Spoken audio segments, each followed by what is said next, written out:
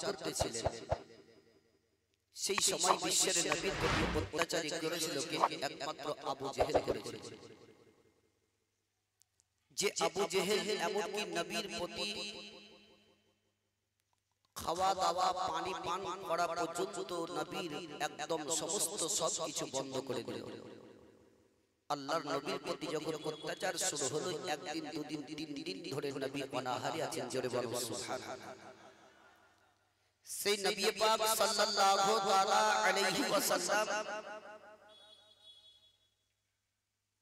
এক যুবক যার নাম হচ্ছে যায়েদ, এই যায়েদের হাতখানাকে ধরে নবী আমার বললেন, যা এই মক্কা নগরে আমাদের আর থাকা চলবে না, চলো আমরা এইখান থেকে তাইফের মধ্যে চলে যাই। যে তাইফে গিয়ে আমার দাদার আমাদের সকলের পরিচয়টা দিব, সেখানে গিয়ে আমরা ইসলাম প্রচার করব। জোরে বলুন সুবহানাল্লাহ। যে তাইফ, যে হালিমার ঘর, যে নবী পাক সাল্লাল্লাহু তাআলা আলাইহি ওয়াসাল্লাম কে হালিমা দুধ দিয়ে পান করে বড় করেছে, সে তাইফের মধ্যে নবী আমার যাচ্ছেন। কত সেই যায়েদকে সঙ্গে করে নিয়ে টুক টুক টুক টুক করে হাঁটতে হাঁটতে হাঁটতে মক্কা থেকে তাইফের মধ্যে চলে গেলেন। তাইফের মধ্যে গিয়ে যখন গেলেন, তাইফের বাদশার নাম ছিল আমিরে বিন ফুয়ারা, না তাইফের নাম ছিল মাসউদে বিন আবিয়েলাল। এই মাসউদে আবিয়েলাল বাদশার কাছে গিয়ে নবী পাক সাল্লাল্লাহু তাআলা আলাইহি ওয়াসাল্লাম তিনার দাদার সমস্ত ওয়াকিয়া এমনকি ঘটনাগুলো বললেন, এমনকি তার পরিচয়টা ঠিকভাবে দিলেন। সেই জায়গাতে তাইফের মধ্যে বিশ্বের নবীকে বসবাস করতে দিলেন। কয়েকদিন থাকাতে নবী আমার কলমার দাওয়া দিতে আরম্ভ করে দিলেন। এদিকে আবু জেহেল মক্কা নগরে আপন শুনতে পেয়ে গেল কি নবী মুহাম্মদ তাইফের মধ্যে গিয়ে ইসলাম প্রচার করতেছে, কলমার দাওয়া দিতেছে, চলো আমরা তাইফের মধ্যে গিয়ে হাজির হয়ে যাই। যদি তাইফের লোকেরা কলমা পড়ে ঈমান নিয়ে চলে আসে, তাহলে কিন্তু আমার সেই জায়গাতে ডাল গলবে না, কথাবার্তা আর চলবে না। আবু জেহেল দল বলকে নিয়ে তাইফের মধ্যে হাজির হয়ে গেল। তবে বাবারা ভাইরা আমার, ওই মাসউদে আবিয়েলালের কাছে বাদশার নিকটে যখন আবু জেহেল পৌঁছে গেল, ওই সময় আবু জেহেল বলে, মাসউদে আবিয়েলাল শোনো রে, তোমার শহরের মধ্যে এসেছে যার নাম হলো মুহাম্মদ, তার পিতার নাম হলো আব্দুল্লাহ, তার দাদার নাম হলো আব্দুল মুত্তালিব। ওই মুহাম্মদকে যদি তোমার শহরের মধ্যে রেখে দাও, তবে তোমাদের সমস্ত ঘর বাড়িকে জ্বালিয়ে পুড়িয়ে শেষ করে দেওয়া হবে, তোমাদের বদনকে কেটে দেওয়া হবে। মাসউদে আবিয়েলালের মনের মধ্যে একটা ভয় ঢুকে গেল। মাসউদে আবিয়েলাল মনে মনে চিন্তা করলো, যদি একজন ব্যক্তি মুহাম্মদকে আমার শহরের মধ্যে যদি বসবাস করতে দেওয়ার কারণে আমার সমস্ত শহর যদি পুড়ে ছাইকার হয়ে যায়, তবে ওই মুহাম্মদকে আর রাখা যাবে না, মুহাম্মদের প্রতি অত্যাচার শুরু করা হবে। তবে তাই থেকে মুহাম্মদ চলে যাবে। বিশ্বের নবী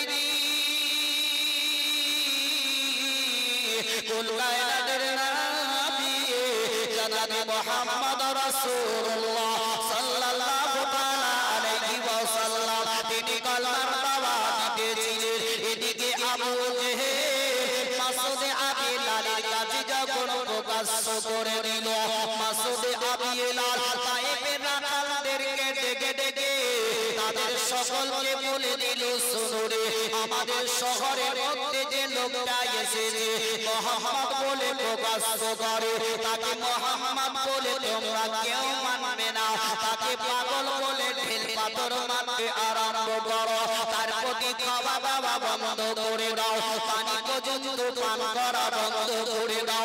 বিশ্বের নবীর প্রতি আল্লাহর নবীর প্রতি হয়ে গেল। নবী মুস্তাফাকে পাথর মারতে আরম্ভ করে দিল, নবীর প্রতি খাওয়া দাওয়া বন্ধ করে দিল। এমনি করে একদিন দুই দিন তিন দিন কেটে গেল। বিশ্বের নবীজি ওই যায়েদের হাতখানা ধরে নিয়ে যায়েদকে বললেন, যায়েদ দেখো দেখো এই শহরে আবু জেহেল পর্যন্ত পৌঁছে গেছে, আমাদের প্রতি খাওয়া দাওয়া বন্ধ হয়ে গেছে, চলো চলো আমাদের জন্মস্থান মক্কাতে আমরা চলে যাই, আর এখানে থাকা চলবে না। আবু জেহেলের কথা বাবা শুনে মাসুদ বেলাল এমনকি রাখালদেরকে পাথর মারার জন্য যখন হুকুম দিল, ওই রাখালেরা বিশ্বের নবীকে পাথর মারতে আরম্ভ করে দিল। দয়ার নবী মুস্তাফা আমার তাদেরকে কাউকে কোনো কথা আর বলে নাই, যায়েদের হাত কানাকে ধরে নিয়ে বিশ্বের নবীজি তায়েফ থেকে টুকরো করে হাঁটতে আরম্ভ করে দিলেন। মক্কার দিকে যখন রওনা হয়ে গেলেন, তায়েফ থেকে একটু বাইরে যাওয়ার পরে দেখছেন একটা পাহাড় আছে, ওই পাহাড়ের নিচে বিশ্বের নবী যায়েদকে বললেন, যায়েদ চলো এই পাহাড়ের নিচে একটু বসে আমরা আরাম করে নিই, তারপরে আমরা মক্কা নগরে চলে যাব। বিশ্বের নবী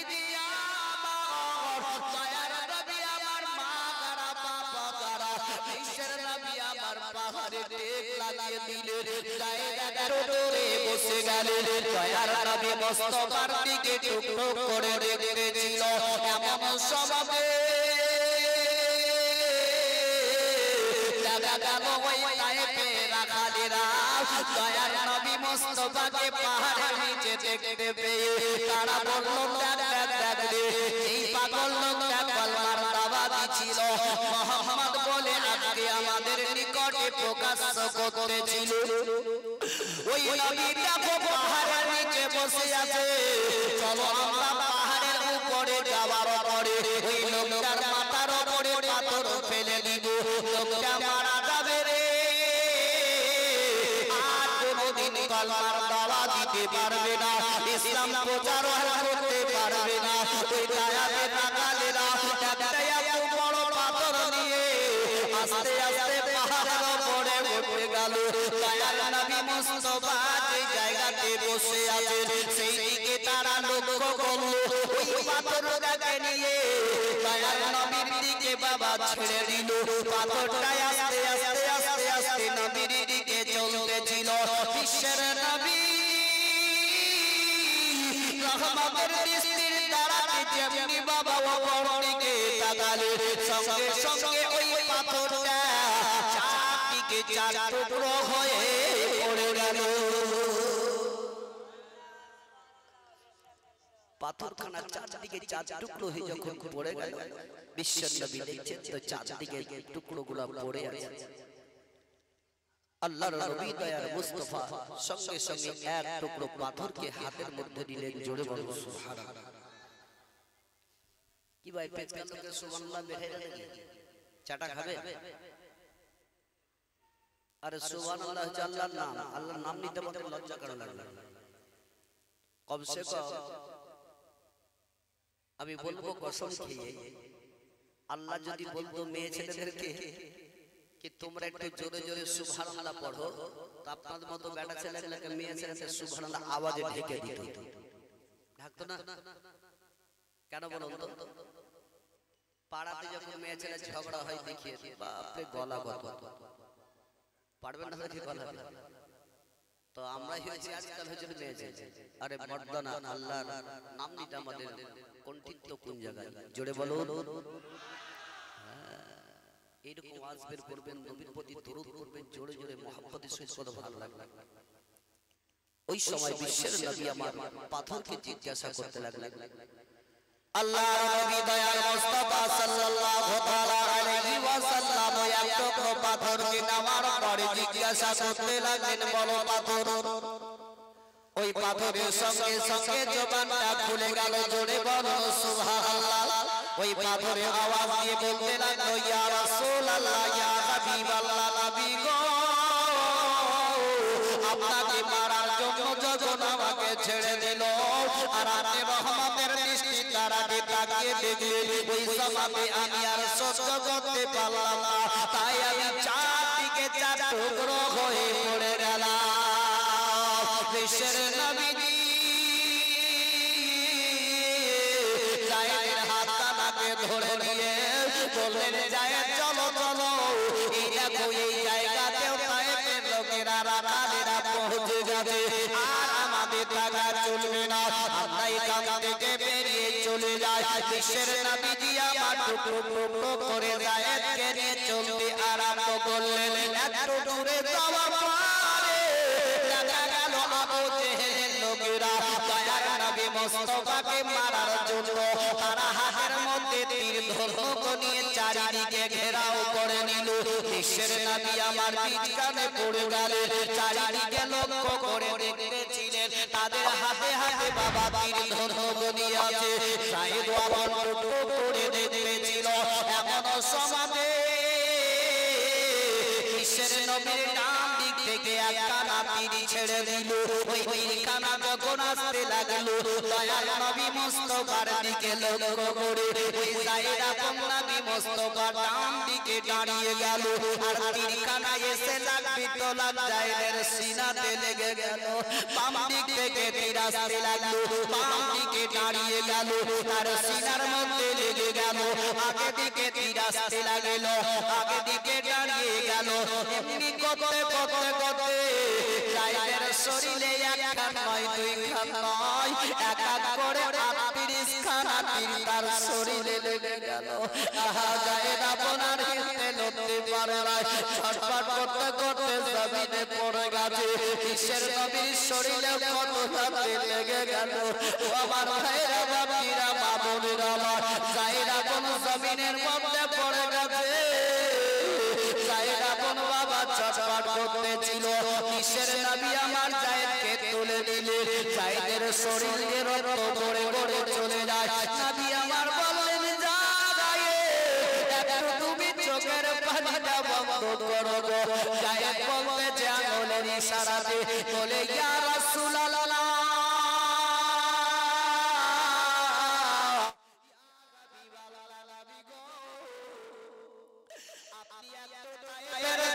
বদুয়া করো যাতে তায়েফের লোকেরা ধ্বংস হয়ে যায়। ইয়া রাসূলুল্লাহ আর সহ্য করতে পারা যায় না। বিশ্বের নবী আমার জায়েদকে চট করে সিনাতে লাগিয়ে দিয়ে বললেন জায়েদ শোনো গো, আমি যদি একবার হাত তুলে আল্লাহর দরবারে দোয়া করি তায়েফের লোকেরা ধ্বংস হয়ে যাবে, তারা শেষ হয়ে যাবে, তবে আমার কলমা পড়নে वाला পৃথিবীতে কেউ থাকবে না। বলে জায়েদ শুনো গো, আমি তায়েফবাসীকে মাফ করে দিয়েছি, জায়েদ তুমিও তাদেরকে মাফ করে দাও। আল্লাহ রাব্বুল ইজ্জত হযরত জিবরিল আমিনকে বললেন ও জিবরিল দেখো দেখো আমার হাবিবের প্রতি কি অত্যাচার শুরু হয়েছে, তবে জিবরিল যাও যাও আমার নবী মুস্তাফার নিকট থেকে ইজাজত হুকুম নিয়ে তায়েফবাসীকে ধ্বংস করে দাও, শেষ করে দাও। হযরত জিবরিল আমিন বিশ্বের নবীর কাছে চলে গেলেন। জিবরিল বললেন ইয়া রাসূলুল্লাহ ইয়া হাবিবাল্লাহ নবী গো, একবার আপনি আমাকে হুকুম দিয়ে দিন, আমি তায়েফবাসীকে ধ্বংস করে দিব। বিশ্বের নবী আমার চোখ দুটো বন্ধ করলেন, নবী দুই চোখের কোণা দিয়ে পানি পড়ে গেল। জিবরিলকে বললেন জিবরিল আমি নবী মুস্তাফা, আমি রাহমাতুল লিল আলামিন, ও জিবরিল যাও যাও আল্লাহকে বলে দাও আমি তাদেরকে মাফ করে দিয়েছি, আল্লাহ যাতে তায়েফবাসীকে মাফ করে দেয়। নবী তো বদ্ধ করেছিলেন, দেখেন কত সুন্দর কথা বললেন, যাও আমি তায়েফবাসীকে maaf করে দিয়েছি, আল্লাহকে বলো তুমি যাতে তুমি তাদেরকে maaf করে দাও। বিশ্বের নবী কুল কায়নাতের নবী জনাবে মুহাম্মদ রাসূলুল্লাহ সাল্লাল্লাহু আলাইহি ওয়াসাল্লাম এমন যে নবী সাজদায় যদি পড়েছিলেন তবু হাদিসের মধ্যে বলেছে জোরে বলো যে শায়রে বলে ও জানতে বড় ইচ্ছা করে আমারে আগো, জানতে বড় ইচ্ছা করে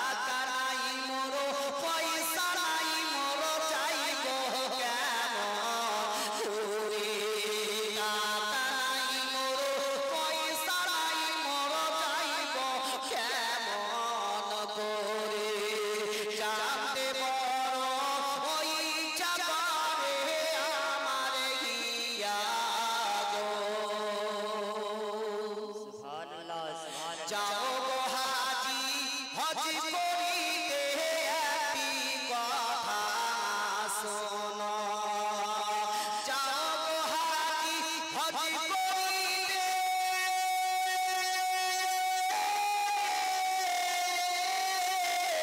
একটি কথা শোনো যাও গো হাজি হজ করিতে একটি কথা শোনো আমার সালাম পৌঁছে দিও নবীজির রওজায় আমার সালাম পৌঁছে দিও নবীজির রওজায় জানতে বড় ওই ইচ্ছা করে আমার গিয়া গো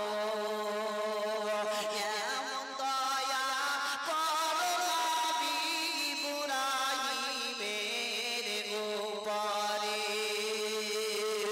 এমন দয়া করো নবী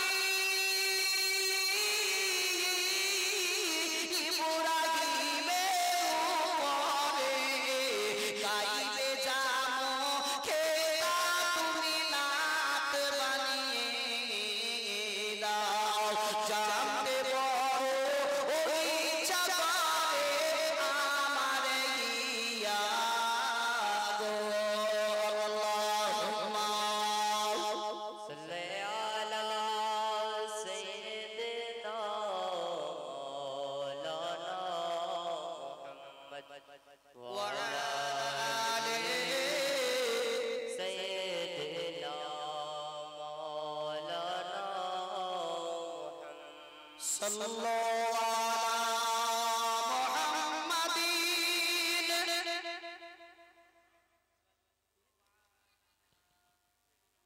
हरदम जवान श्री का महुआ गुलामी मोहम्मद हरदम जवान श्री का शफियाना मोहम्मद सल्लल्लाहु ताला अलैहि वसल्लम सुभानाल्लाह माशाअल्लाह এত জোর জোর আওয়াজ করে দরুদ পড়ছেন যে আমাদের কানে ফেটে যাবে না নাকি জি যতটি লোক বসে আছেন জোরে জোরে যদি দরুদ পড়ে তাহলে মাইক বক্স পুরো ফেল করবে কিন্তু আপনার আওয়াজ বের হয় না ওই জন্য কথাই বলে গোটা বাংলাতে আমাদের আমরা হচ্ছে রাঢ়ার আপনার হচ্ছে বাগদি তাই কি রে হ্যাঁ যেহেতু আমাদের বীরভূমের লোককে আপনাদের দেশের লোক বলে রাঢ়ার দেশের লোক আর আমরা মুর্শিদাবাদীকে বলে বাগদি দেশের লোক কিন্তু বাগদি আর রাঢ়ি এই দুটো যদি ফার্ক কি বলে তো রাঢ়ার দেশের লোক সকাল বেলায় উঠে মুড়ি খায় আর মুর্শিদাবাদের বাগদির লোকে সকাল বেলা দুটো ছাতু খায় এই দুটো জিনিস এই জন্য বলে রাঢ়ার বাগদি আমাদের চাষারা ভাষায় বলে এমন একটা লোক ছিল বয়স্ক লোক বুঝলেন কি জীবনে ও কখনো গাড়িতে চাপে যেমন কি আমাদের দেশের মধ্যে এমন এমন মানুষ আছে বয়স্ক হয়ে গেছে কবরে এক পা বাড়িতে এক পা কাল বাদ পরশু মরবে কিংবা নিঃশ্বাসের কোনো বিশ্বাস নাই সেও কখনো জীবনে মসজিদের যে ভিতরটা কেমন সেও দেখে আছে না নাই আবার ওই লোকটারই বড় বড় ফতোয়া খুব রাস্তাঘাটে আবার নামাজের কিছু মসজিদও যাবে না আবার নামাজের পিছনে লাগতেও ছাড়বে ওই রকম বুঝলেন ওই লোকটা জীবনে কোনদিন গাড়িতে চাপেনি তো হঠাৎ করে তার একটা কাজ পড়ে গেছে আপনাদের কালিয়াচক ওই সময় তার বেটা বলছে কি আব্বা তুমি এখনই এই মুহূর্তে তুমি কালিয়াচক চলে যাও তো যে বেটার দিকে তাকিয়ে বাপ বলছে বেটা শোন আমি কোনদিন গাড়িতে চাপিনি আমি যেতে পারবো না তবে তুই আমার কাজটা করে দি চলে আয় বেটা বলছে তোমার কাজ তুমি যাও আমাকে গেলে হবে না এই বাপ যাবে না বেটা ছাড়বে না জবরদস্তি টানতে টানতে আপনাদের বাস স্ট্যান্ডে নিয়ে যাওয়ার পরে ড্রাইভারের কাছে বসিয়ে দিয়ে বলল কি বাপজিকে আমার তোমার নিকটে বসিয়ে দিলাম একে কালিয়াচকের নামিয়ে দিও বাসাপুর ছেড়ে দিল ই কিন্তু ড্রাইভারের দিকে খুব লক্ষ্য করতে করতে চলে যায় আপনাদের কালিয়া দিয়েছে ঢোকার আগে একটা চায়ের দোকানের কাছে বাসটা লাগিয়ে দিয়ে ড্রাইভার চা খেতে নেমে গেছে আর এদিকে বুড়া ঘোরাচ্ছে কি বুঝলেন গিয়ারটাকে ধরে উপরে ভেঙে চলে রেখে দিয়েছে গিয়ারটা ভেঙে দিয়েছে ড্রাইভার কিছুক্ষণ পরে চাটা খেয়ে আসার পরে গাড়িতে উঠে স্টার্ট করার জন্য গিয়ারে হাত দিয়েছে তো গিয়ার ভাঙা ড্রাইভার বলছে ভাইয়া কে কাজ করলো তো বুড়া বলছে বাপ তোমাকে আমি ওইখান থেকে দেখতে দেখতে দেখতেই আসছি তুমি ভাঙার লেগে চেষ্টা করছো তো ভাঙতে পারছি না ভেঙে দিয়েছি জানে না এটা গিয়ার চেঞ্জ করছে 1 2 3 4 করে ও মনে করছে হিলেছে একাতে আর একাতে হ্যান্ডেল ধরেছে ভাঙালে ভালো বলার উদ্দেশ্য ভাই আমরা মুসলমান আমরা যতক্ষণ পর্যন্ত ইসলামের ভিতরে না ঢুকবো ততক্ষণ পর্যন্ত আমাদের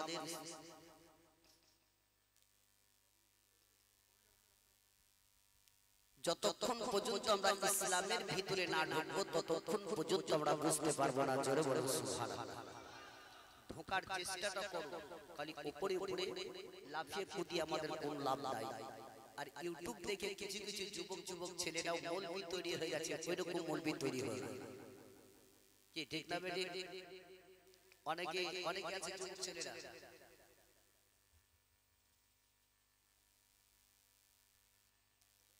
দরবার আল্লাহুম্মা সাল্লি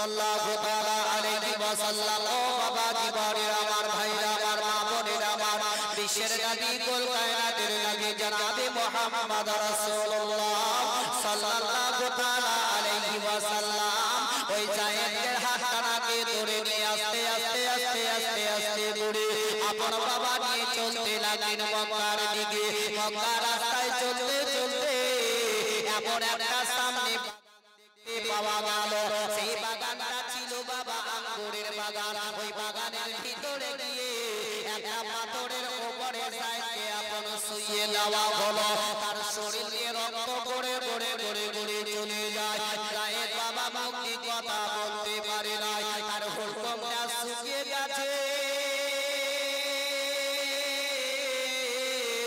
জায়েদের জায়গায় অবস্থা হয়ে গেল এমন সমাজে যায় আঙ্গুলের ইশারা দিয়ে বলতেছে ইয়া রাসূলুল্লাহ ইয়া হাবিবাল্লাহ নবী গো এই বাগান থেকে আঙ্গুর পেড়ে যদি একটু আমার মুখের মধ্যে দিয়ে দাও তবে আমার যে ফুলকমটা শুকিয়ে গেছে আমি একটু শান্তি পেয়ে যাব বিশ্বের নবী আমার চোখ দুটো বন্ধ করলেন নবীর দুই চোখের কোণা দিয়ে পানি পড়ে গেল দয়ার নবী মুস্তাফা আমার ওই সমাজে বললেন জায়েদ রে ও জায়েদ শুনে নাও এই বাগানের মালিক কাউকে দেখতে পাওয়া যায় না এই বাগান থেকে আঙ্গুর পেড়ে আমি তোমার মুখে দিতে পারবো না কেননা জায়েদ শুনো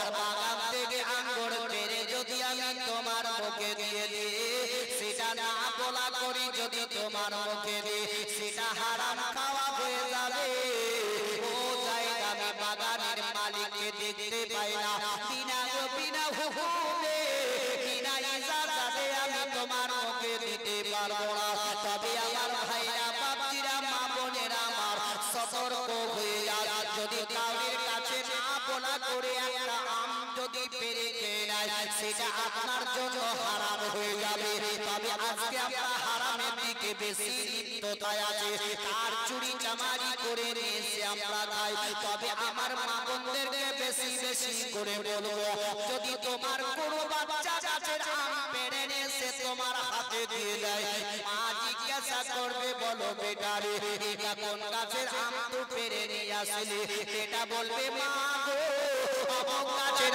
আম পেড়ে নিয়ে এসেছি মা ওই সমাজে আরো সুযোগ দিবে বলে বেটা আগামী কালকে আরো বেশি বেশি করে নিয়ে আসবে বলে না তাহলে চুরির মাস্টার মা যদি বাচ্চাটাকে সেই সময়ে যদি ধমকি দিয়ে দেয় তবে জীবনে কাউরির কাছে চড়ে চামারি করবে না।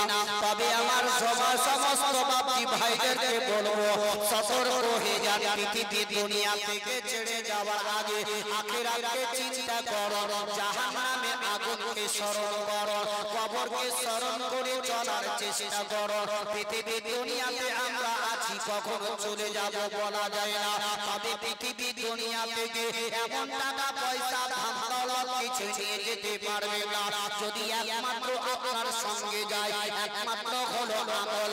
আপনি নামাজ পড়বেন, নামাজ যাবে, ইবাদত যাবে, জিকির আজকার যাবে, দান খায়রাত করবেন, সেটা যাবে। তাছাড়া দুনিয়া থেকে কিছু নিয়ে যেতে পারবে না। আজকে আমাদের কত মা বাপের ভাইদের কাউরির মা গেছে, কাউরির বাপ গেছে, তারা জীবন দুনিয়া থেকে আমাদের চোখের আড়াল থেকে তারা বিদায় নিয়ে চলে গেছে। তারা বাবা সাহিত্য হয়ে তারা চিন্তা করে পৃথিবী দুনিয়াতে আমার বড় বড় যুবক ছেলেরা বেঁচে আছে, আমার নামে দান খায়রাত করবে। মা চিন্তা করে আমার বেটা বেটি পৃথিবী দুনিয়াতে আছে, আমার জন্য দান খায়রাত করবে। হাইরে মুসলমান, মা বাপের টাকা পয়সা ধার দৌলত নিয়ে আজকে আমরা আজ করতে আছি। বাপ মা মরে গিয়ে কবরে সাহিত্য হয়ে আছে, তাদের দিকে লক্ষ্য আমরা করি না। তারা বড় আশা করে আছে আমার নামে তারা দান খায়রাত করবে, আমার নামে গরিব মিসকিনকে খাবার খাদ্য দান করবে।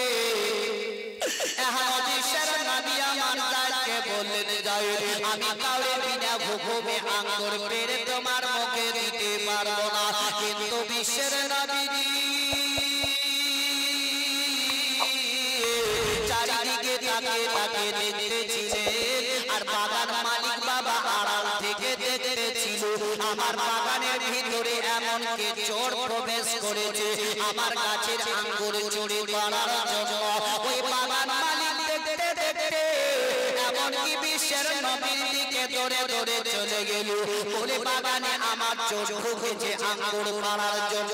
দয়াল নবী মুস্তাফাকে বাগান মালিক চিনে সাইরা কোন জমিনে পড়ে আছে, শরীরে রক্ত পড়ে পড়ে সাইরে জায়েদ বাবা চটপট করতেছিল।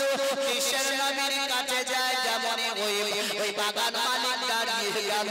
বাগান মালিক বলে এই বাচ্চাটার এই অবস্থা কেন? বিশ্বের নবী আমার বললে বাবা তুমি কে বলো? পরে আমি হচ্ছি এই বাগানের মালিক, এই আঙ্গুর বাগানের মালিক একমাত্র আমি। ভেবেছি কেউ আমার আঙ্গুর চুরি করার জন্য এসেছে, তাই আমি দৌড়ে দৌড়ে দৌড়ে দৌড়ে আসলাম। তবে এই বাচ্চাটার এই অবস্থা কেন বলো? দয়াল নবী আমার বললেন এই যুবক ছেলেটার হুলুম শুকিয়ে গেছে। একদিন নয়, দুই দিন নয়,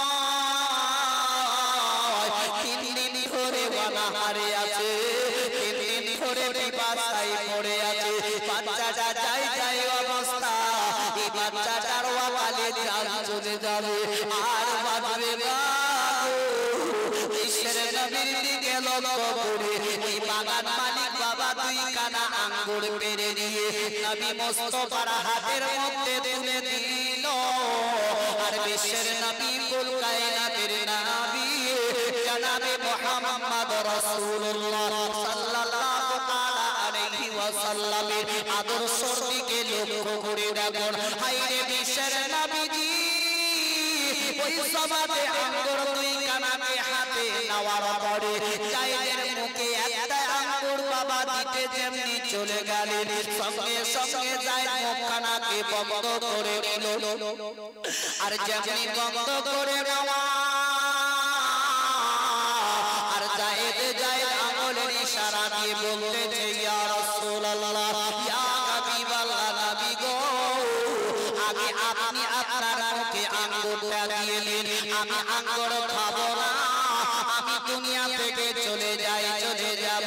তবে ইয়া রাসূলুল্লাহ একসঙ্গে আমরা তায়েফ থেকে বেরিয়ে এসেছি, একসঙ্গে আমাদেরকে খাওয়া দাওয়া বন্ধ করে আছে ইয়া রাসূলুল্লাহ আপনি আগে মুখে দিয়ে দিন তারপরে আপনি আমার মুখে দিয়ে দিবেন বিশ্বের নবীজি সঙ্গে সঙ্গে জায়েদকে সিনাতে তুলে নিলেন আর তুলে নেওয়ার পরে নবী দুই চোখের কোণা দিয়ে আবার থামতে আর পারলেন না দয়ার নবী মুস্তাফা আমার জায়েদকে সিনাতে লাগিয়ে দেওয়ার পরে নবী আমার জন্ম দেনে वाला এমন কে তোমার মা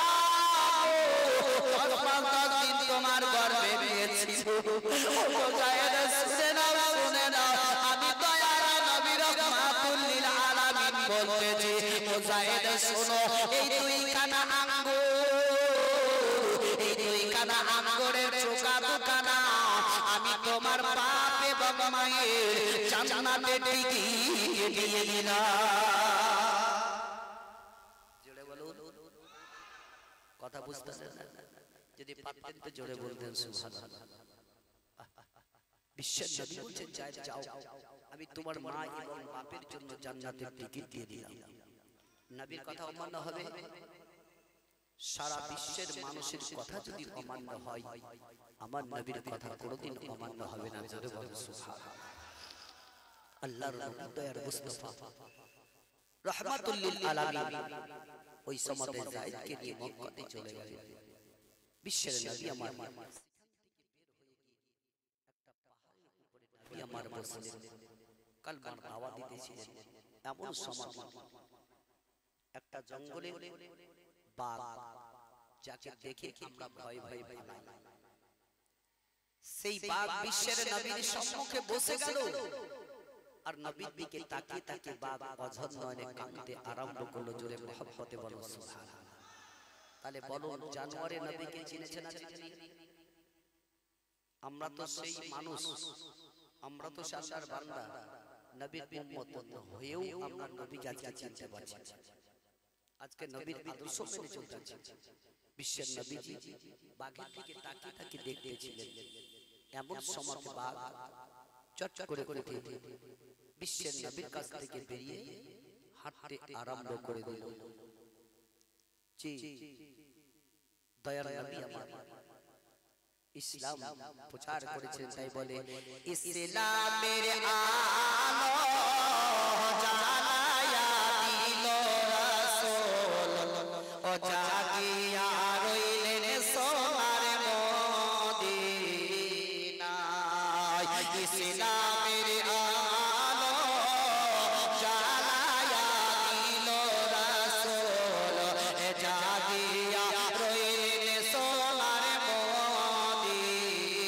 মদিনায় ও জো করিলাম ও নামাজ পড়িলাম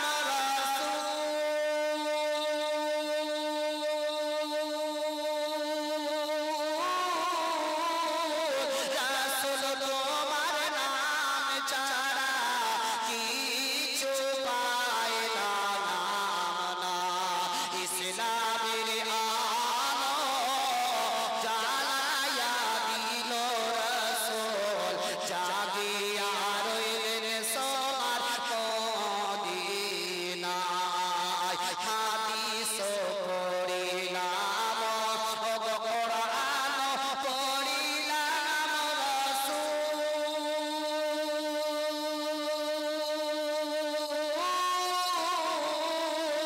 রাসূল তোমার নাম ছাড়া কিছু পাইলাম না পাহাড় ঘুরিলাম ও জঙ্গল খুঁজিলাম রাসূল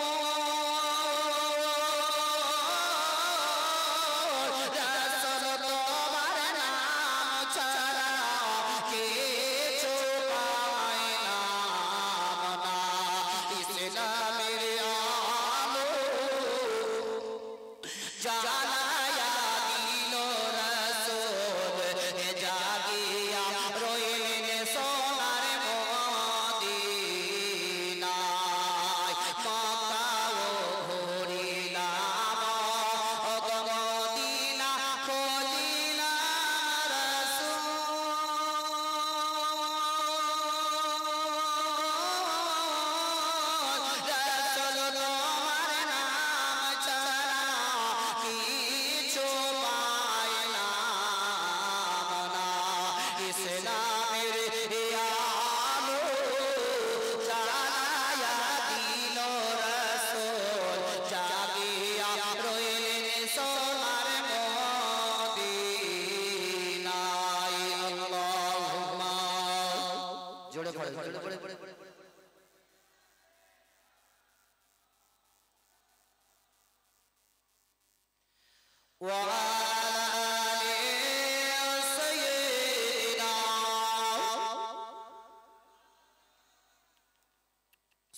সাল্লাল্লাহু তাআলা আলাইহি ওয়াসাল্লাম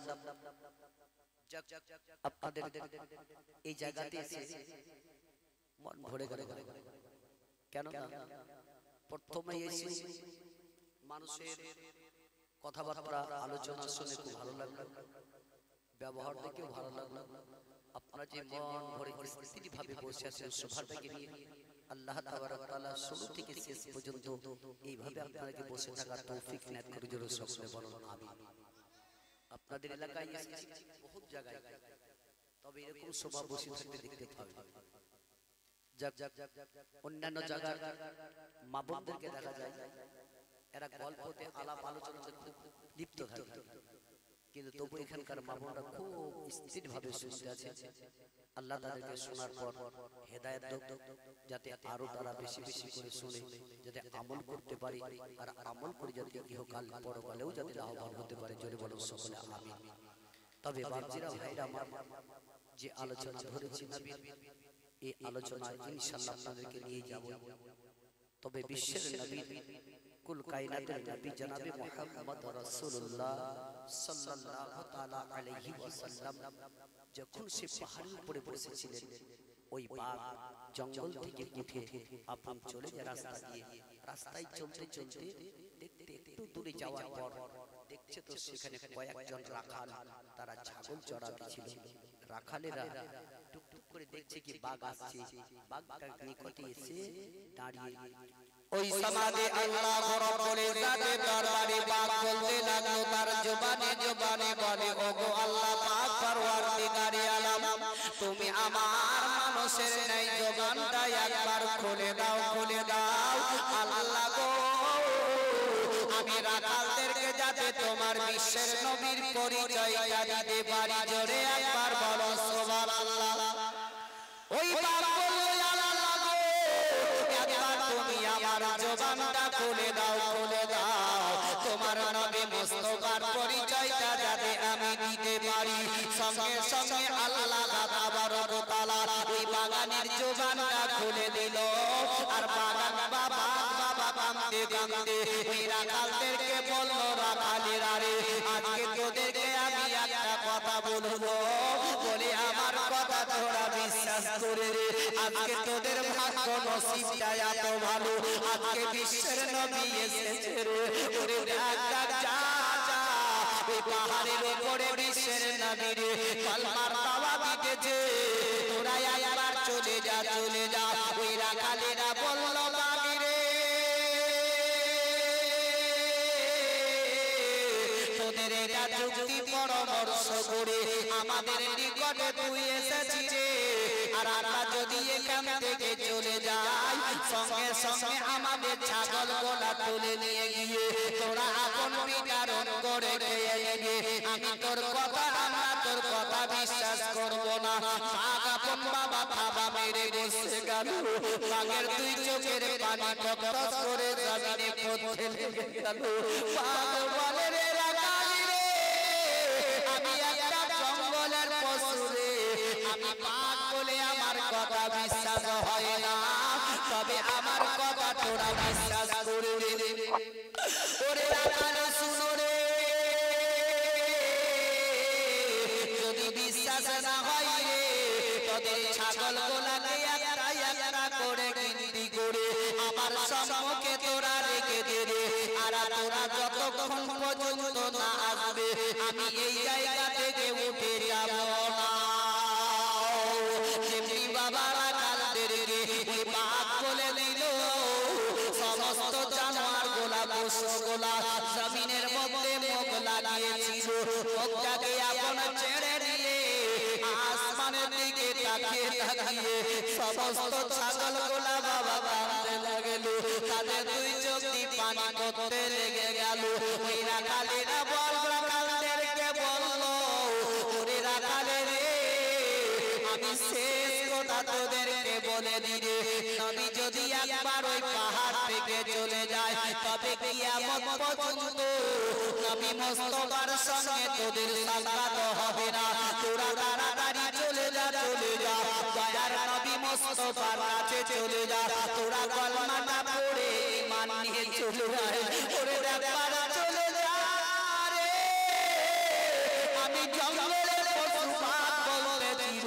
আমি এখান থেকে যাব না সঙ্গে সঙ্গে ওই মাগিদের কথা মতো শোনার পরে আপন বাবা চলতে লাগলো রাখালেরা ওই রাখালেরা দূরে দূরে বিশ্বের নবীর দিকে রওনা হলো পাহাড়ের উপরে যাওয়ার পরে দেখতে পেল বিশ্বের নবী আমার সেই জায়গাতে কলমার দাওয়াত দিতেছিল দয়ার নবী মুস্তাফার কাছে গিয়ে ওই রাখালেরা বাবা আপন সম্মুখে দাঁড়িয়ে গেল বিশ্বের নবীর কাছে ওই রাখালেরা বলল গো আল্লাহর নবী আমাদেরকে আপনি কলমাটা পড়িয়ে দিন আমরা ইসলাম গ্রহণ করে নেব বিশ্বের নবী কুল কায়নাতের নবী জনাবে মুহাম্মদ রাসূলুল্লাহ সাল্লাল্লাহু তাআলা আলাইহি ওয়াসাল্লাম সমস্ত রাখালেদেরকে কলমাটা পড়িয়েছিলেন জোরে জোরে পড়ো লা ইলাহা জোরে পড়ো লা ইলাহা লা ইলাহা লা ইলাহা ইল্লাল্লাহ মুহাম্মাদুর রাসূলুল্লাহ সাল্লাল্লাহু আলাইহি ওয়াসাল্লাম ওই রাখালেরা কলমা পড়ে নেওয়ার পরে বিশ্বের নবীর কাছ থেকে যেমনি রওনা হয়ে চলে যাবে এমন সময় বিশ্বের নবী আমার পিছন দিকে ডাক দিয়ে বললেন ওরে রাখালেরা একটু তোমরা শুনে যাও যেমনি রাখালদেরকে ডাক করে দিলেন রাখালেরা দূরে দূরে বিশ্বের নবীর কাছে চলে গেল দয়ার নবী আমার বললেন শোনো শোনো তোমরা তোমাদেরকে দাওয়াই সাক্ষীটাকে দিল বলো আমি এই জায়গাতে আছি আনো নাকি বিশ্বের নবী আমার ওয়ামা হুয়া আলা গায়বি বিদানিন নবী আমার জানা সত্ত্বেও জিজ্ঞাসা করলেন রাখালরা বলল ইয়া রাসূলুল্লাহ ইয়া হাবিবাল্লাহ নবী গো একটা জঙ্গলের পশু পাখি আমাদেরকে খবর দিল দয়ার নবীজি বললেন ওরে রাখাল শোনো রে যে বাঘটা আমার খবর তোমাদেরকে দিয়ে দিল ওই বাঘকে তোমরা খালি হাতে না ফিরিয়ে একটা তোমরা ছাগল ছানা তুলে দিবে যাতে তারা বিতরণ করে নিয়ে নেয় রাখালেরা শোনার পরে দৌড়ে দৌড়ে বাবা ছাগলের দিকে ছুটতে আরম্ভ করলো বাঘ আপন বাবা ছাগলের কাছে বসে আছে রাখালরা যেমন নিকটবর্তী হয়ে গেল ওই সমাধি বাঘ উঠে যেমনি পালিয়ে যাবে রাখালরা বলল শোনো রে যেই নবী মুস্তাফার প্রতি কলমা পড়ে ঈমান নিয়ে এসেছি নবী যেটা আদেশ করেছে ওই কথা মতো আমরা আদেশকে পালন করব এই একটা ছাগল তোমরা বিটার করে খেয়ে বাঘ কিন্তু বলল না নবীর মহব্বতে আমি তোমাদের বাঘ দিব না জোরে বলো তাহলে নবীর প্রতি কলমা পড়ি দেখো ইসলাম গ্রহণ করে নবী যেটা বলেছিলেন তারা সেটাই মেনেছিল তাই সেই উম্মত তো আজকে আমরা ওই নবীকে না দেখে তার প্রতি বিশ্বাস রেখে আমরা কলমা পড়ে ইসলাম গ্রহণ করেছি নবীর আদর্শকে মেনে আমাদেরকে চলতে হবে সেই নবীর প্রতি একবার ভক্তি ভরে উচ্চ স্বরে জোরে সোরে পড়ুন আল্লাহুম্মা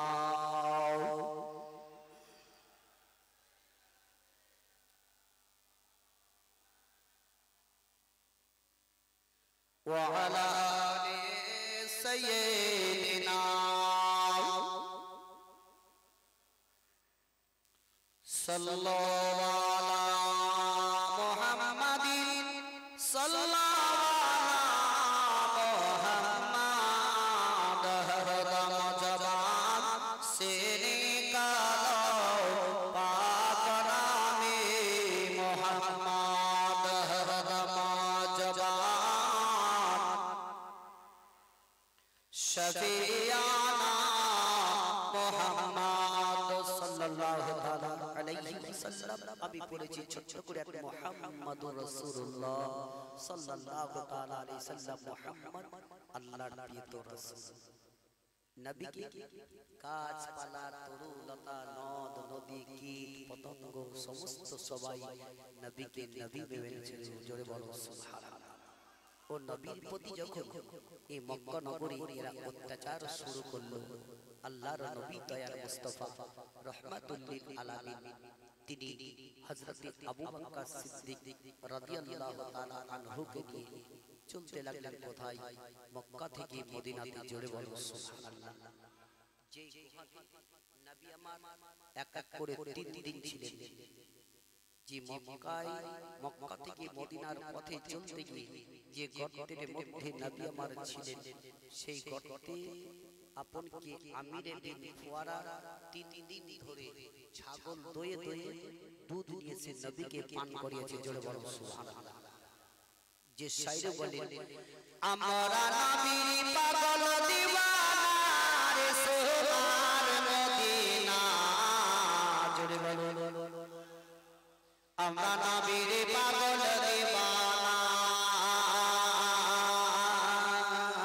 আমরা নবীর পাগল দিওয়ানা রে সোনার মদিনা, আমরা নবীর পাগল দিওয়ানা।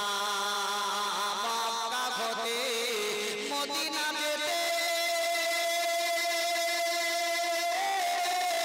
বিছখানে কত করে, মক্কা হতে মদিনা যেতে 13 মাইল 13 কদমে চলে নবী কাফেরদের যন্ত্রণায় রে সোনার মদিনা, আমরা নবীর পাগল দিওয়ানা, আমরা নবীর পাগল দিওয়ানা রে সোনার মদিনা, আমরা নবীর পাগল দিওয়ানা। সেটা বড় সাথে চাল বুনিল কবুতরে ডিম পাড়িল, সেটা বড় সাথে চাল বুনিল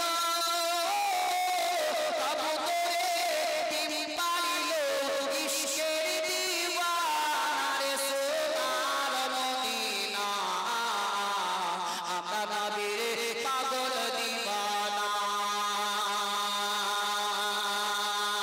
আমরা নবীর পাগল দিওয়ানা রে সোনার মদিনা, আমরা নবীর পাগল দিওয়ানা। আল্লাহুম্মা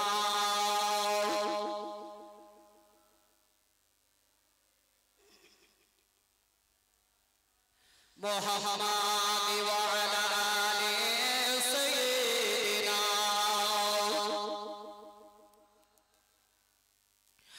সাল্লাল্লাহু তাআলা আলাইহি ওয়াসাল্লাম। ও বাবা জীবনের আমার ভাইরা মা বোনেরা, আমার বিশ্বের নবী কুল কায়নাতের নবী জনাবে মুহাম্মদ রাসূলুল্লাহ সাল্লাল্লাহু তাআলা আলাইহি ওয়াসাল্লামের সঙ্গে কয়জন সাহাবী নাম হলো হযরত আবু বকর সিদ্দিক রাদিয়াল্লাহু তাআলা আনহু ছিলেন আমিরে বিন ফুয়ারা। বিশ্বের নবীর নিকটে একদিকে চুপ করে দাঁড়িয়ে দাঁড়িয়ে নবী মুস্তাফার মুখের দিকে বাবা চেয়ে দেখতেছিলেন। আর এমন সময় আবু বকর সিদ্দিক বলতে লাগলেন, ও ফুয়ারা শুনে নাও, আজকে তুমি নবী মুস্তাফার সঙ্গে উটের উপরে সওয়ার হয়ে যাও। আমি আবু বকর, আমি নবী মুস্তাফার উটের লাগামটা ধরে আমি মদিনার দিকে নিয়ে যাব। ফুয়ারা ছিল কে? আবু বকর সিদ্দিকের গোলাম। আমার দিকে ধ্যান দেন। হযরতে আবু বকর সিদ্দিকের গোলাম ছিল কে? আমিরে বিন ফুয়ারা। আর নবী মুস্তাফার গোলাম ছিলেন হযরতে আবু বকর সিদ্দিক। যে আবু বকর কাপড় বিক্রি করতেন মক্কা নগরে, এই বয়োজ্যেষ্ঠ সাহাবী হযরতে আবু বকর সিদ্দিক আর গোলাম আমিরে বিন ফুয়ারাকে বলছে, তুমি আজকে নবীর সঙ্গে সওয়ার হও, আমি নবীর গোলাম, আমি নবীর উটের লাগামটা ধরে গিয়ে মদিনার পথে চলে যাব। ওই সমাজে আমিরে বিন ফুয়ারা বলতে লাগলো, বলে হুজুর গো, আপনি হচ্ছেন নবী মুস্তাফার গোলাম আর আমি হচ্ছি আপনার গোলাম। তবে হুজুর আপনি নবী মুস্তাফার সঙ্গে আপনি সবার হয়ে যান, আর আমি এই মদিনার পথে রাস্তা ধরে জঙ্গলে পাহাড়ে পাহাড়ে আমি ছাগল চড়িয়েছি, মেষ চড়িয়েছি, আমার রাস্তা পথটা জানা আছে হুজুর গো। তবে আপনি নবী মুস্তাফার সঙ্গে সবার হয়ে যান, আমি নবী মুস্তাফার ওই ওটের লাগামটা ধরে মদিনার দিকে নিয়ে যাব। হযরত আবু বকর সিদ্দিক রাদিয়াল্লাহু তাআলা আনহু বাবার সঙ্গে সঙ্গে নবী মুস্তাফার সঙ্গে ওই ওটের উপরে সবার হয়ে গেলেন। আর সবার যেমনি হলে আমিরে বিন ফুয়ারা ওই ওটের লাগামটা ধরে মদিনার পথ বাবা চলতে আরম্ভ করে দিল। রাস্তায় চলতে চলতে ফুয়ারার পা দুখানা কেটে কেটে এমনকি তুলার মতো হয়ে গেল।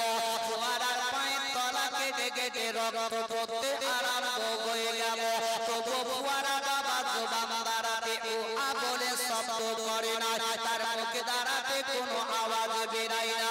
একমাত্র নবী মুস্তাফা সবার হয়ে আছে, নবীর প্রেমে পাগল হয়ে তারা সকলে আমিরে বিন ফুয়ারা লাগাম ধরে করে চলে যায়। এমন সমাতে নামাজের সময় হয়ে গেল।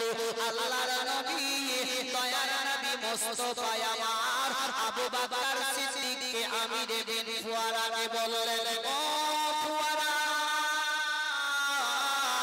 একটু দাঁড়িয়ে যাও, দাঁড়িয়ে যাও, এখানে আমরা নামাজটা আদায় করে নিই, তারপরে আমরা মদিনার দিকে চলতে আরম্ভ করব। তবে বাবাজিরা ভাইরা আমার, মদিনার লোকেরা জানতে পেরে গেছে আজকে আমাদের মদিনাতে বিশ্বের নবী আসছে, রাহমাতুল লিল আলামিন মদিনাতে আসছে। মদিনার লোকেরা একটা নয় দুইটা নয়, মদিনার সমস্ত লোকেরা নবী মুস্তাফার রাস্তা চেয়ে চেয়ে দেখতে লেগে গেল। সুবহানাল্লাহ। জোরে বলুন, ঘুমাচ্ছে নাকি? ছেড়ে দিব? হ্যাঁ, কেউ কেউ উঠে যাচ্ছে, কারণ বিড়ি খাওয়ার মন হচ্ছে নাকি ভাই? ওরকম উঠে বলে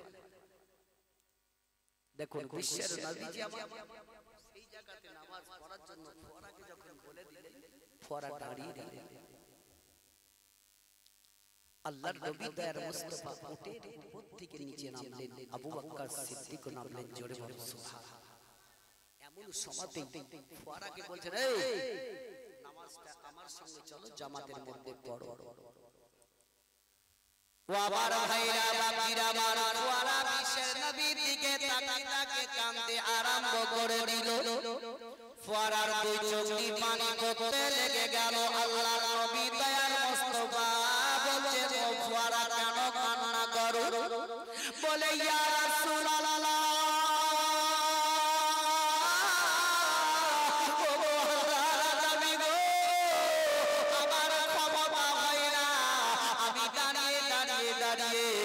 আপনার সঙ্গে আমি নামাজটা পড়বো ইয়া রাসূলুল্লাহ, তবে আমি বসে বসে নামাজটা পড়ে নেব ইয়া রাসূলুল্লাহ।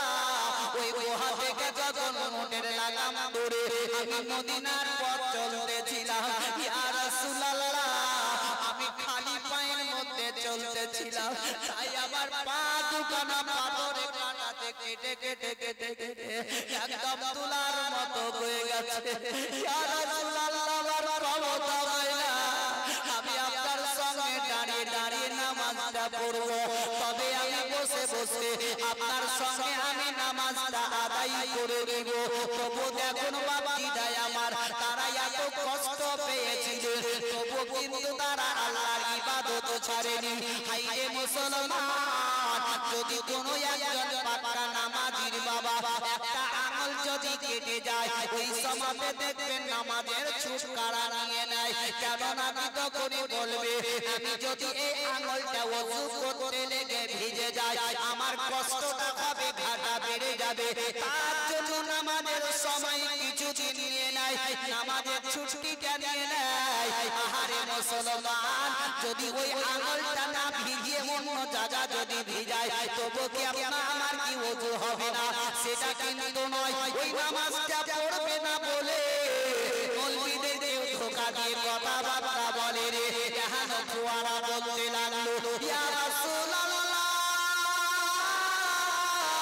ইয়া হাবিবাল্লাহ, নবী গো, আমি বসে বসে নামাজটা পড়ে নিব, আমি খাড়ো হয়ে নামাজ পড়তে পারবো না।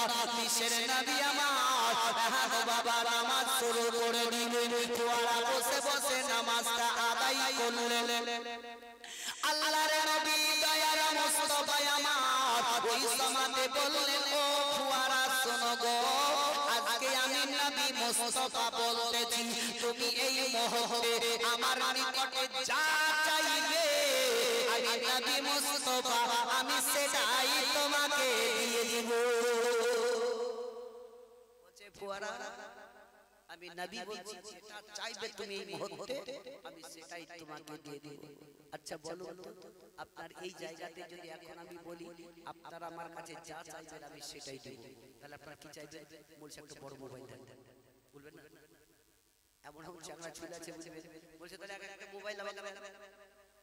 মোবাইলটাকে নিয়ে এই মোবাইল এমন জগতে পৃথিবীতে উঠে গেল, এই মোবাইল শেষ করে দেবে।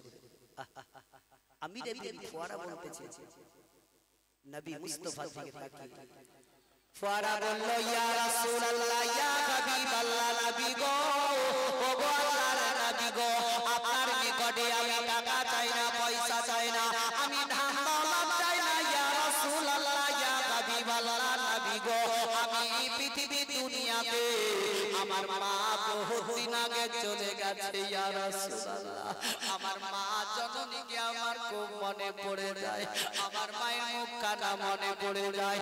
ও আল্লাহর নবী গো, পাড়ায় পাড়ায় রাস্তাতে যখন চলাফেরা করে ছোট ছোট বাচ্চারা মা মা বলে ডাকে, তখন আমার মা জননীকে মনে পড়ে যায়। আমার মাকে আমার চোখের মধ্যে ভেসে ওঠে, আমি ওই সমাতে মা বলে ডাকবো, আরে আমি মা বলে ডাকবো, ইয়া রাসূলুল্লাহ, ইয়া হাবিবাল্লাহ, নবী গো, আপনি আমাকে মা দিয়ে দেন, আপনার কাছে আমি টাকা পয়সা চাই না। নবী আমার বললেন, ফুয়ারা তুমি মা বাপ দিয়ে দে, যা চাইবে আমি সেটাই তোমাকে আমি দিয়ে দিব। ফুয়ারা বলল, ইয়া রাসূলুল্লাহ, আপনি ওয়াদা করেছেন আমি যা চাইবো আপনি সেটাই দিয়ে দিবেন। তবে ইয়া রাসূলুল্লাহ, ও আল্লাহর নবী গো, আমি আপনার কাছে বাড়ি চাই না, ঘর চাই না, জমি জায়গা চাই না, আপনার নিকটে আমি টাকা পয়সা চাই না, আমার মা জননীকে একবার দিয়ে দেন, আমি মা দেখবো গো। যা দুনিয়াতে মা নাই সেই না তার মর্মটা জানে, যা দুনিয়াতে বাপ নাই সেই না তার মর্মটা জানে। আল্লাহর নবীর সম্পর্কে ফুয়ারা বলতেছে, আমি নবীর ফুয়ারা বলে, ইয়া রাসূলুল্লাহ, আমার মা জননীকে আপনি আমাকে দিয়ে দিন। দয়ার নবী বললেন, ফুয়ারা রে, তুমি মা বাপ দিয়ে যা চাইবে আমি দিব। আল্লাহর নবী দয়ার মুস্তাফার দিকে লক্ষ্য করে হযরত জিবরিল আমিনকে আল্লাহ বললেন, ও জিবরিল, আমার হাবিবের কাছে চলে যাও, চলে যাও, আমার হাবিবকে বলে দাও তুমি ইশারা করেছো চাঁদ টুকরো হয়ে গেছে, তুমি ইশারা করেছো কাজ চলে এসেছে, তবে আমার নবীকে বলে দাও ফুয়ারা যা চাইছে সেটাই নবী যাতে তাকে দিয়ে দেয়। জোরে বলো। তবে ফুয়ারা আল্লাহর নবী তার মুস্তাফার কাছে জিবরিল আমিন এসে বললেন, ইয়া রাসূলুল্লাহ, ইয়া হাবিবাল্লাহ, নবী গো, ইয়া রাসূলুল্লাহ, ইয়া হাবিবাল্লাহ, নবী গো, আপনি আমাকে মা দেন, নবী বললেন ফোয়ারা আমি তোমার মা দিয়ে দিব, তবে গাছের উপরে উঠে যাও। গাছের উপরে ওঠার জন্য ফোয়ারাকে যখন বললেন, সঙ্গে সঙ্গে ফোয়ারা বলল ইয়া রাসূলুল্লাহ, এ তো গাছ তো ওঠা দূরের কথা, আমি একটি কদম আগে দিকে আর যেতে পারবো না। আল্লাহর নবী দয়ার মুস্তাফা আবু বকর সিদ্দিককে বললেন, হে আবু বকর, এই ফোয়ারাকে এত গাছের উপরে উঠিয়ে দাও। যেমনি গাছের উপরে উঠিয়ে দেওয়া হলো, ফোয়ারাকে বলতেছে ডালটাকে তুমি চিপে ধরে নাও। যেমনি চিপে ধরে নিল, আল্লাহর নবী গাছকে ইশারা করে দিলেন, গাছ এবার তুমি উঠতে আরম্ভ করো। সঙ্গে সঙ্গে গাছটা উঠতে আরম্ভ হয়ে গেল, আসমানের দরজা খুলে গেল। এমনি করতে করতে করতে ফোয়ারার মায়ের সঙ্গে জান্নাতে সাক্ষাৎ হয়ে গেল। ফোয়ারার মা বলল, বেটা ফোয়ারা রে, তুই আমার নিকটে কি করে আসলি বল। বলে মা গো, আমার দয়ার নবী মুস্তাফা যখন মক্কা থেকে মদিনাতে যান, ওই সমাজে নবী আমার বলেছিলেন, যা চাইবে আমি সেটাই তোমাকে আমি দিয়ে দেব। ওগো মা, তোমাকে আমার খুব মনে পড়তেছিল, তাই আমি তোমাকে নবীর কাছ থেকে চেয়ে নিয়েছি। বিশ্বের নবীজি আবু বকর সিদ্দিককে নিয়ে বাবা মদিনার দিকে যেমনি চলতে আরম্ভ করে দিলেন, মদিনার লোকেরা একদিন নয় দুই দিন নয় এইভাবে নবী মুস্তাফা রাস্তা চেয়ে চেয়ে দেখতেছিল। এমন সময় নবী মুস্তাফা আমার মদিনাতে যেমনি পৌঁছে যাবেন, সমস্ত মানুষেরা দয়ার নবী মুস্তাফাকে চারিদিক থেকে ঘেরাও করে নিয়ে নবীকে বিছখানে আপন নিয়ে গেল। সমস্ত মদিনার লোকেরা নবী মুস্তাফাকে দেখে তারা খুশি আনন্দিত করতে আরম্ভ করে দিল। দয়ার নবী মুস্তাফার নিকটে গিয়ে এমন একজন বলতে লাগলো, ইয়া রাসূলুল্লাহ, ইয়া হাবিবাল্লাহ, নবী গো, আপনি আমার বাড়িতে আগে চলুন। দয়ার নবী আমার চুপ করে গেলেন। আর একজন বললেন, আপনি আমার বাড়িতে চলুন। দয়ার নবী আমার চুপ করে গেলেন। আর একজন বললেন, ইয়া রাসূলুল্লাহ, আপনি আমার বাড়িতে আগে চলুন। এমনি করতে করতে কয়েকজন ব্যক্তি যখন বলে দিল, আল্লাহর নবী দয়ার মুস্তাফা আমার তাদের কথা গোনাকে শুনে নেওয়ার পরে আল্লাহর নবী বললেন, ও মদিনার লোকেরা শুনে নাও, আমি একটা কথা তোমাদেরকে আমি বলবো। বলে ইয়া রাসূলুল্লাহ, কি বলবেন বলুন না কেন। বলে দেখো, আমি যে জানোয়ারের উপরে, যেই উটের উপরে আমি চড়ে আছি, এই উটটাকে আমি ছেড়ে দিব রে। যার বাড়িতে আগে প্রবেশ করবে আমি নবী মুস্তাফা, আমি সেই বাড়িতে আগে প্রবেশ করব। সুবহানাল্লাহ, সুবহানাল্লাহ। কেমন দেখো তাহলে জানোয়ারের নবীকে চিনেছে কি? আজ কাট কাট কাট আজ তবে আপনার বিশ্বের নবীজি যখন বলে দিলেন, ওই সময় সমস্ত মানুষ এক বাক্যে বলে দিল, বলে ইয়া রাসূলুল্লাহ, আমরা তাতেই রাজি আছি। জোরে বলো সুবহানাল্লাহ। সবাই এক বাক্যে তারা রাজি হয়ে গেল। এমনকি আল্লাহর নবী দয়ার মুস্তাফা রাহমাতুল লিল আলামিন ওই উটকে আপন বলে দিলেন, তুমি যাও, যার বাড়িতে আগে প্রবেশ করবে আমি নবী মুস্তাফা সেই বাড়িতে আগে আগে প্রবেশ করব। আল্লাহর নবী দয়ার মুস্তাফা সাল্লাল্লাহু তাআলা আলাইহি ওয়াসাল্লাম যখন উটটাকে ছেড়ে দিলেন, ওই উটটা বাবা প্রত্যেকটা মদিনার দরজার বাড়ি দরজায় দরজায় দরজায় দরজায় একটু একটু করে দাঁড়িয়ে দাঁড়িয়ে দাঁড়িয়ে দাঁড়িয়ে এমনকি বিশ্বের নবীর দিকে লক্ষ্য করে ওই উটটা কাউরির বাড়িতে প্রবেশ করল না। একটি ফাঁকা ময়দানে জায়গাতে গিয়ে চুপ করে উটটা বসে গেল। আর যেমনি বসে যাওয়া উটের বাবা দুই চোখে পানি পড়তেছিল, এমন সমাজে ওই সমাজে দয়ার নবী রাহমাতুল লিল আলামিন উটের কাছে গিয়ে আপন চুপ করে বাবা বসে গেলেন। উটের দুই চোখে পানি পড়তেছিল। আল্লাহর নবী দয়ার মুস্তাফা রাহমাতুল লিল আলামিন উটকে জিজ্ঞাসা করলেন, বলে উট বলো বলো, কেন তুমি এই জায়গাতে আগে বসে গেলে? আমি বলেছিলাম গো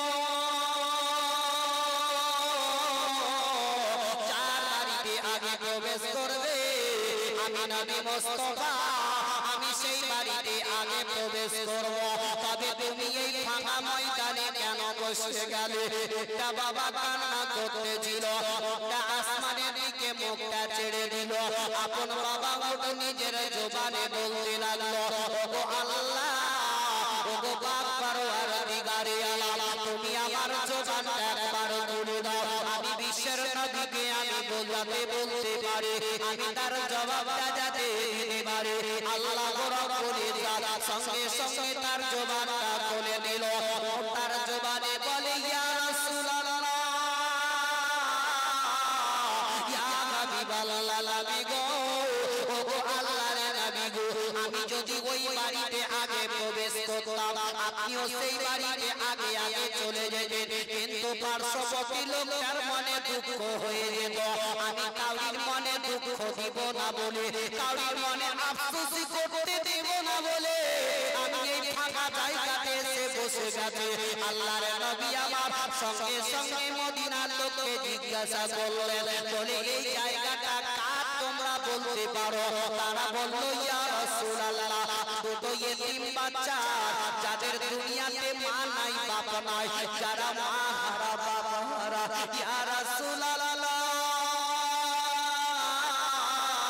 এই জায়গাটা বলো তাদের দয়ার নবী বলেন বাচ্চা দুটোকে একবার ডাকো না কেন দয়ার নবীর কথা মতো ওই বাচ্চা দুটোকে যেমনি ডাক করানো হলো সঙ্গে সঙ্গে বাচ্চা দুটো নবী মুস্তাফার নিকটে চলে গেল বাচ্চা দুটো বলে ইয়া রাসূলুল্লাহ ইয়া হাবিবাল্লাহ নবী গো কেন আপনি আমাদেরকে ডাক করেছেন বলো না কেন বিশ্বের নবী আমার বললেন বাচ্চা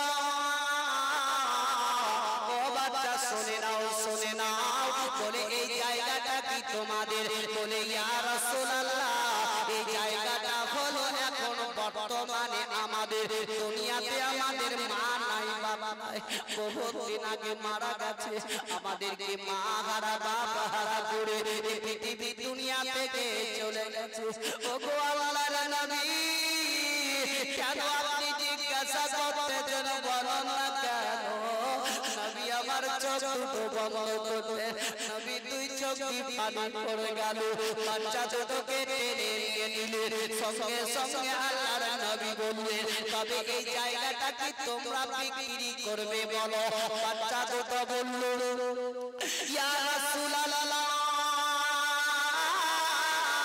ইয়া হাবিবাল্লাহ নবী গো এই জায়গাটা আপনি ক্রয় করে এমন কি করবেন বলো না কেন নবী আমার বললেন শুনো এই জায়গাটা ক্রয় করার পরে আমি একটা মসজিদ তৈরি করব বিশ্বের নবী যেমনি বলে দিলেন মসজিদ তৈরি করার জন্য সঙ্গে সঙ্গে এতিম বাচ্চা দুটো মা হারা বাপ হারা ওই বাচ্চা দুটোকে দে বলে ইয়া রাসূলুল্লাহ ইয়া হাবিবাল্লাহ নবী গো এই জায়গার দাম আমরা নিব না আপনি এই জায়গাতে একটা মসজিদ তৈরি করুন ইয়া রাসূলুল্লাহ এই জায়গাতে যতদিন ধরে এই মসজিদটা আবাদ থাকবে ততদিন ধরে আমার মা এবং বাপ নেকি পেটেই থাকবে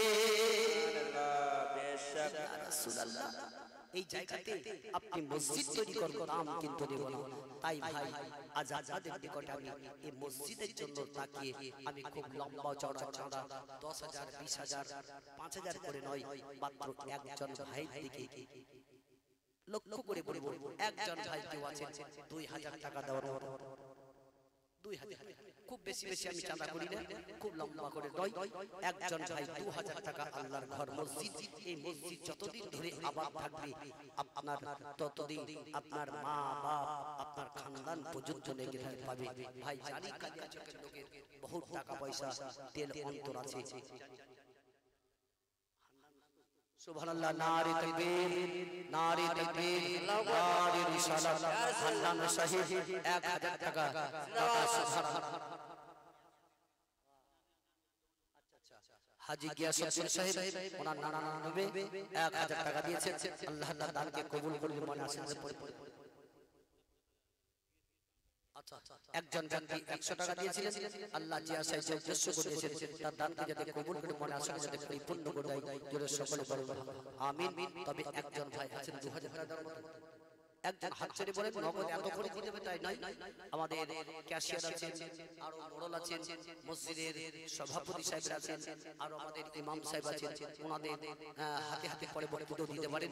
তবে ভাই বরং একজন 2000 টাকা লাগিয়ে দেন, 2 দিন 3 দিন 1 মাস পরে দিন খুব তাড়াতাড়ি। যদি 2000 না হয়, মসজিদের দিকে তাকিয়ে লক্ষ্য করি, মা বাপকে স্মরণ করি, 1000 টাকা 1000 টাকা খুব সংক্ষিপ্ত সময় নিয়ে আর মাত্র 10 থেকে 15 মিনিট বক্তব্য রেখে আমি ইনশাআল্লাহ ইতিহাস সমাপ্তি করব। মাত্র 1000 টাকা। কেউ আছে ভাই? কোন মা জননী আমার আছে? আল্লাহর ঘরের দিকে তাকিয়ে মসজিদের দিকে লক্ষ্য করে 500 টাকা করে একজন মা আমার দিয়ে যান, ইনশাআল্লাহ আপনার মা বাপের জন্য আমি দোয়া করে দিয়ে যাব। মাত্র 500 টাকা মায়েরা আমার ভাইরা আমার একজন 1000 টাকা আছে।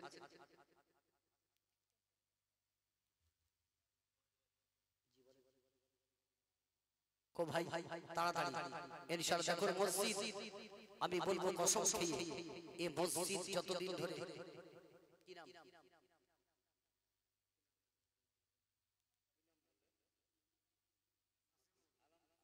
সুবহানাল্লাহ, নারে তাকবীর, নারে তাকবীর, নারে রিসালাত, নসিবুল সাহিহ, নসিবুল সাহিহ 1000 টাকার দাতা। সুবহানাল্লাহ, আল্লাহ রাব্বুল ইজ্জত তার দানকে কবুল করে নিয়ে তার মনের আশাকে যাতে পরিপূর্ণ করে দেয়, যেন সকলে বলো আমিন। ভাই আরেকজন কেউ 1000 টাকা একটু তাড়াতাড়ি বলে দেন, আজকে দিতে হবে তা নয়, নগদ দিতে হবে তাও নয়। আপনি জানি কালিয়া চাকরির লোকের বহুত টাকা পয়সা আছে, আজকে নাকুচ করছেন তা নয়, আপনি আমাকেও নয়, আপনি গ্রামের কোন লোককে নয়, আল্লাহর ঘর সাজাবার জন্য এই জান্নাত পৃথিবীতে আল্লাহ যদি রেখেছেন একমাত্র মসজিদ, এই জান্নাত রেখেছে। সুবহানাল্লাহ।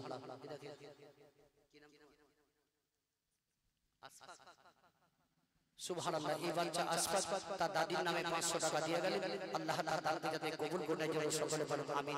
কোন মায়েরা আমার আছেন 500 টাকা কেউ নাই?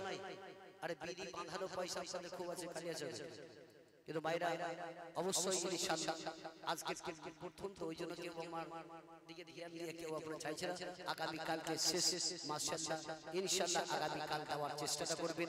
আমার মাবুদদেরকে বলবো আপনারা বেশি বেশি করে আসবেন। তবে আমার বাপজিকে বলবো মাত্র 1000 টাকা। ভাই একটু বলুন, আমি তার নামে বাপের নামে দোয়া করে দিয়ে ইনশাআল্লাহ চলে যাব, খুব তাড়াতাড়ি চলে যাব। আল্লাহুম্মা سيدنا مولانا محمد وعلى آله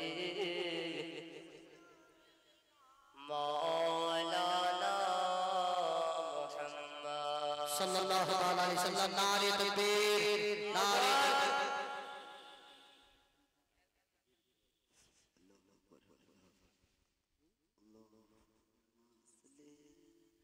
রাজু সাহেব 1000 টাকা দাদা। সুবহানাল্লাহ, আল্লাহ তাআলা 2000 টাকা 1000 নগদ 1000 বাকি। সুবহানাল্লাহ, আল্লাহ তাআলা দানকে কবুল করে নিয়ে ভাই আমার যে কোনো কারোবার করছে আল্লাহ তার কারোবার যেন উন্নত বরকত দেয়, জোরে সকলে বলেন আমিন। তবে ভাই খুব তাড়াতাড়ি একটু তাড়াতাড়ি দিয়ে দেন ইনশাআল্লাহ। এই মসজিদ যতদিন ধরে আবার থাকবে বললাম ততদিন ধরে আপনি তো নেকি পাবেন, আপনার খানদান পর্যন্ত নেকি পাবে। মায়ের আমার যদি 500 না হয় 200 টাকা 100 টাকা যা কিছু দিয়েছেন একটু দিয়ে যাবেন ইনশাআল্লাহ, আমি দোয়া করব। আব্দুল কাইয়ুম সাহেব 200 টাকা দিয়ে গেল, আল্লাহ তাআলা দানকে যাতে কবুল করে, জোরে সকলে বলেন আমিন। খুব তাড়াতাড়ি ভাই যদি 1000 টাকা না থাকে 500 টাকা 500 টাকা দিয়ে আল্লাহর ঘর দেখেন। আজকে আমরা হয়তো দিতে কুণ্ঠিত করছি মসজিদের দিকে। মোহাম্মদ আলম সাহেব 500 টাকা। সুবহানাল্লাহ, নারে তাকবীর, নারে তাকবীর, নারে রিসালাত, আলম সাহেব 500 টাকা দাদা। সুবহানাল্লাহ, আল্লাহ তাআলা দানকে যাতে কবুল করে নেয়, জোরে সকলে বলেন আমিন। তবে আমরা ভাবছি দিব কি দিব না, মনে মনে করে চিন্তা করছি। আজকে আপনার বাড়ি যদি তৈরি করতে লাগে 3 বাপমার কোন একটা বিপদ যদি হয়, হাজার হাজার টাকা থেকে লাখ লাখ টাকা চলে যাবে, তখন বের হবে। কিন্তু আল্লাহর ঘর তৈরি করার জন্য 500 টাকা কাউরি বের হয় না বাবা। তবে বলবো মাত্র 500 টাকা ভাই। আব্দুল হান্নান সাহেব ইন্তেকাল করেছেন। তার ভাই তার নামে 1000 টাকা দিয়ে গেল। আল্লাহ তার ভাইকে যাতে জান্নাতবাসী করে দেয়, সকলে বলে আমিন। আমিন। নূর ইসলাম সাহেব 500 টাকা, সুবহানাল্লাহ। আল্লাহ তাআলা মেয়েদের মধ্যে থেকে একজনও কত 3-4 জন কয়েকজন মিলে 200-400 টাকা দিয়েছে। আল্লাহ তাদের দাঁড়িয়ে যাতে কম করে যতটা মেয়ে সবাই যদি 100 টাকা দিয়ে আপনি টাকা হবে না? এদের মাথা কুটি হিসাবে যদি 100 টাকা দেয় তোমাদের ঝোলা ভর্তি হয়ে যাবে। তবে মায়েরা আমার অবশ্যই আজকে যদি টাকা না নিয়ে এসেছেন আগামী কালকে নিয়ে আসবেন। আল্লাহ আপনাদেরকে বাঁচিয়ে রাখুন, আমি যাতে বেঁচে থাকি, যাতে কালকে আবার আসতে পারি ইনশাআল্লাহ। আপনাদের কারো জীবনী অন্য কাহিনী শোনাবো। তবে ভাই আমি খুব লম্বা চড়া করি আপনাদেরকে, আমি খুব দান চাই না, খুব অল্প অল্প সময় নেই, আপনাদের অল্প সময় করি, কম কম করে চাঁদা করি। তবে আর একজন ভাই আমার কোনো দরদি আছে, তার মা পৃথিবীর দুনিয়া থেকে যদি ইন্তেকাল করে গেছে, তার মায়ের নামে 500 টাকা কেউ আছে ভাই? যদি প্রকৃত মাকে ভালোবেসে থাকে মার নামে 500 টাকা একজন ভাই হাত ছেড়ে বলুন, ইনশাআল্লাহ আমি মার নামে শেষে দোয়া করে দিব। যেমন বলে মাই যে আমার এই ভাই তার মায়ের নামে নাকি সুবহানাল্লাহ মাশাআল্লাহ। আল্লাহ রাব্বুল ইজ্জত তার মাকে যাতে জান্নাতবাসী করে দেয়, সকলে বলে আমিন। এই দেখেন আরেকজন ভাই আমার 200 টাকা। ভাই খুব তাড়াতাড়ি উঠুন, একটু দিয়ে চলে যান।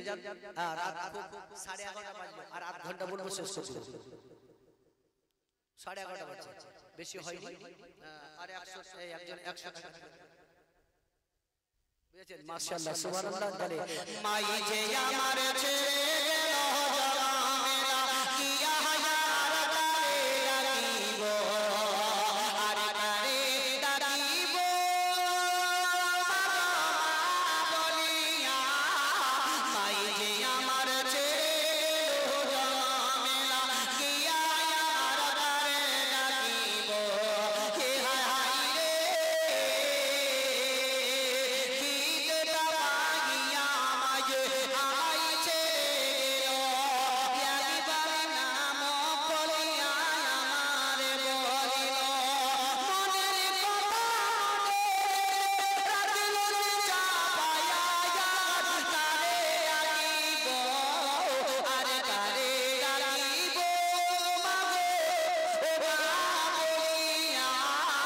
মাই যে আমার ছেড়ে জনমেলা কিয়া হায়ার তারে রাখিব, কে হায় রে মাই যে আমার কত আপন বুঝাই কি করিয়া, কান্দে প্রাণ আকুল হইয়া মায়ের লাগিয়া, সেই মায়ের বলিয়া দিয়া কেমনে বাঁচিব, কারে রাখিব, আরে কারে রাখিব মাগো ও মা বলিয়া। মাই যে আমার ছেড়ে গেল জনমেলা গিয়া আর তারে রাখিব। ভাই যাই হোক 500 টাকা যদি না হয় কেউ 100 টাকা আছে কেউ ভাই শেষ 100 টাকা ইনশাআল্লাহ আমি দেব। দেখি 100 টাকা কয়জন ভাই বের করে? সত্যি প্রকৃত যদি মা বাপকে ভালোবেসে থাকে মা বাপের নামে 100 টাকা দেন। এবার দোয়া করে দিব, আর লম্বা আর বেশি বাড়াবো না, আগামী কালকে ইনশাআল্লাহ আবার বাড়াবো। আজকে নতুন প্রথমবার তো অনেকে যাবে 100 টাকা। ভাই কোন মা মারা আছে 10 টাকা কেউ দিয়ে পাঠাতে পারেন ইনশাআল্লাহ। মায়েদের 10 টাকা দেন খুব তাড়াতাড়ি ইনশাআল্লাহ। আরেকটা আমি গজল পড়বো, পড়তে পড়তে যাতে আমার ভাইরা মাত্র সময় 100 টাকা খুব তাড়াতাড়ি ইনশাআল্লাহ। আল্লাহ রাব্বুল ইজ্জত এদের দানকে যাতে কবুল করে নিয়ে মনের আশাকে যাতে পরিপূর্ণ করে দেয়, জোরে সকলে বলো আমিন। ভাই খুব তাড়াতাড়ি মায়ের আমার 10 টাকা, যদি 10 টাকা না থাকে 5 টাকা নিয়ে এসে আমার হাতে দিয়ে দাও ইনশাআল্লাহ। 5 টাকা যেটা আছে আবার দেখে মেয়ে ছেলেরা টাকা বের করতে খুব ভয় করছে। কালকে দেখবেন মেলাতে কত যে ভিড় লাগাবে, টাকা ঢের ঢের শেষ করে দিবে। তখন আরো কি কিনতে টাকা বের হবে, কিন্তু আল্লাহর ঘরে দিয়ে ঘুম করতে। যদি মায়েরা আসতে না পারে তাহলে আমার এই যুবক কমিটি ভাইদেরকে বলবো একটু ভিতর ভিতরে চলে যান, 5, 10, 20 যে যাবে ভাই আমার কমসে কম 100 টাকা ইনশাআল্লাহ।